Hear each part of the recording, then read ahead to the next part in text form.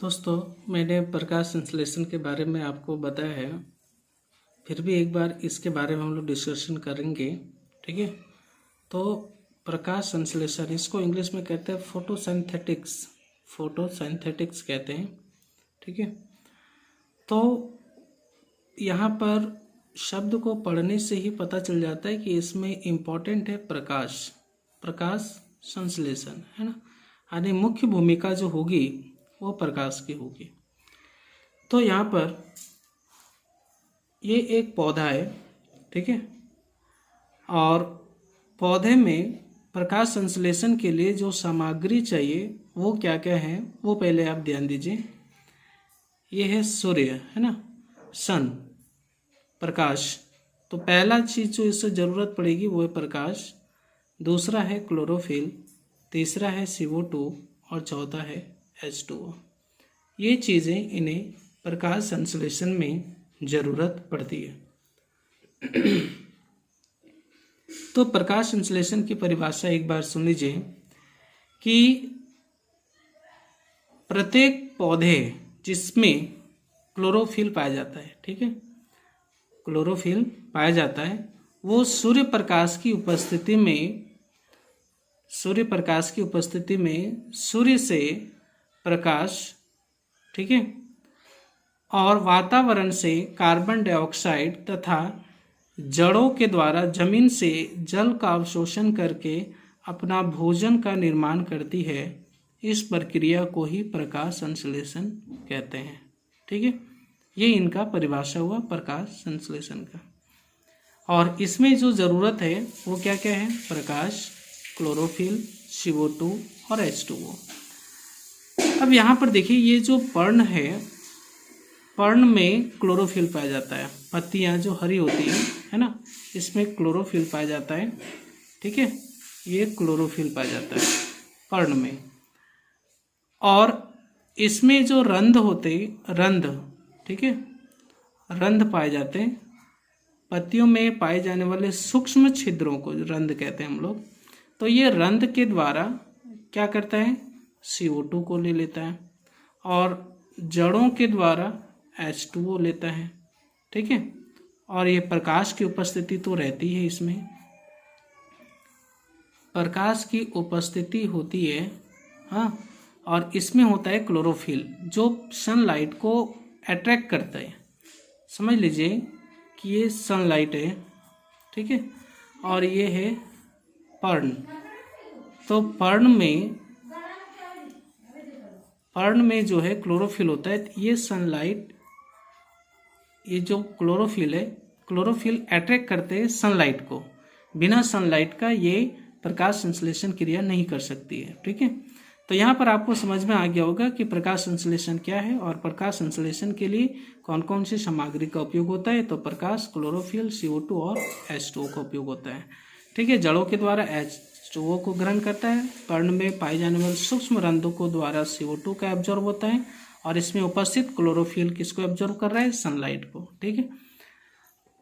तो यहाँ पर ये चीज़ आपको समझ में आ गया होगा। इसके बाद ये बहुत ही इंपॉर्टेंट होता है कि प्रकाश संश्लेषण क्रिया समझाइए। तो आप जब ये क्रिया समझाएंगे तो यहाँ एक समीकरण भी लिखना होता है, जो बहुत ही ज़रूरी है। समीकरण आप नहीं लिखेंगे तो मार्क्स आपका कट सकता है, इसलिए ये समीकरण देना अति आवश्यक है। यहाँ पर देखिए, हमने लिखा है 6CO2 + 12 H2O। तो वातावरण से क्या ले रहे हैं? CO2, ठीक है। यानी 6CO2 + 12 H2O, ये तीर का निशान है, हाँ। यहाँ लिखा हमने प्रकाश की उपस्थिति होगी और नीचे क्लोरोफिल की भी उपस्थिति होनी चाहिए। क्लोरोफिल की उपस्थिति होगी तभी वो प्रकाश को अट्रैक्ट करेगी, ठीक है। तब जाकर के ये रासायनिक अभिक्रिया करता है और ये बनाता है C6H12O6 + 6O2 + 6H2O। इसको कहते हैं हम लोग ग्लूकोज, जो पौधे का भोजन कहलाता है। ये ग्लूकोज ही पौधे का भोजन कहलाता है, ठीक है। और ये O2 जो मुक्त करती है, हम लोग सांस के रूप में लेते हैं, श्वसन क्रिया में लेते हैं। और ये जो H2O है, ये हमारे वातावरण में, ठीक है, विलीन हो जाता है। इसी कारण है कि जब हम किसी पेड़ के नीचे बैठते हैं तो हमें ठंडक महसूस होता है, क्योंकि उसके पर्ण के द्वारा जल का वाष्पोत्सर्जन करती है, वाष्प, जिनके कारण वहाँ के आसपास की हवा में नमी आती है और वो नमी युक्त हवा हमारे शरीर में जब टच करती है तो हमें ठंडा महसूस होता है। तो इन्हीं के कारण जो पौधे के नीचे हमें ठंडा महसूस होता है, पेड़ के नीचे, छायादार पेड़ के नीचे हमें ठंडक महसूस होता है, वो इसी कारण से ये जो H2O मुक्त कर रही है ये वहाँ के आसपास की हवा में घुल जाती है, ठीक है। और ये ऑक्सीजन हम लोग श्वसन क्रिया में ले लेते हैं। यदि आप ऐसा नहीं लिख सकते तो इसको ऐसा भी आप लिख सकते हैं, CO2 6CO2 + 6H2O, तो ये बनाता है C6H12O6 + O2, ये भी आप लिख सकते हैं। ये भी यहाँ ग्लूकोज है जो पौधे का भोजन कहलाता है, ठीक है। ये ग्लूकोज जो भोजन है पौधे का, और यहाँ पर 6O2 यानी ये ऑक्सीजन हम लोग श्वसन क्रिया में लेते हैं, ठीक है।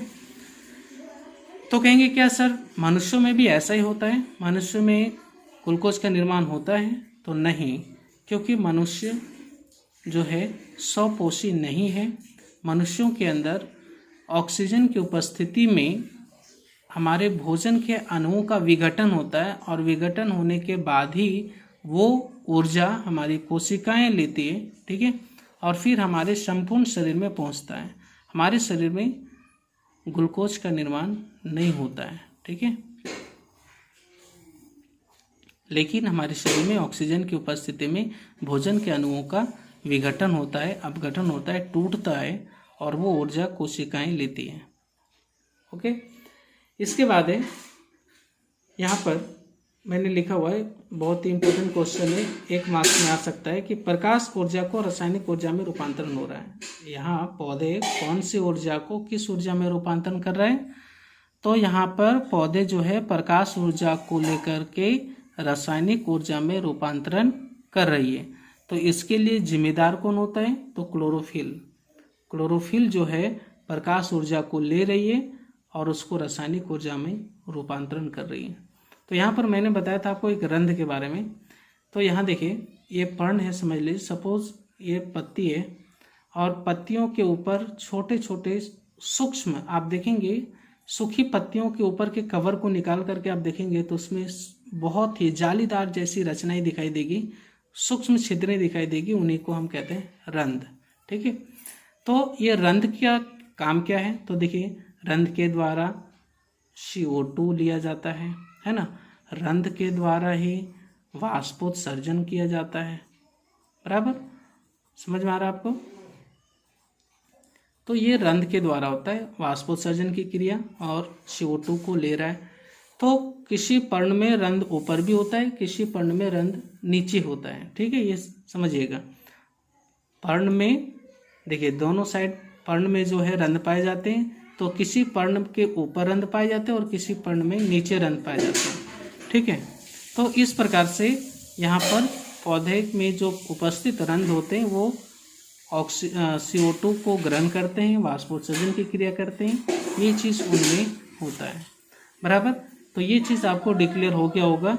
अब अगले बार मैं आपको जो एक बार आपको मैंने मानव पाचन तंत्र का चित्र बनाने बोला था, अब हम लोग उस पर डिस्कस करेंगे। तब तक ये आप अच्छी तरह से समझिए, और ये सबसे ज़्यादा इम्पोर्टेंट है कि प्रकाश संश्लेषण क्रिया को समझाइए।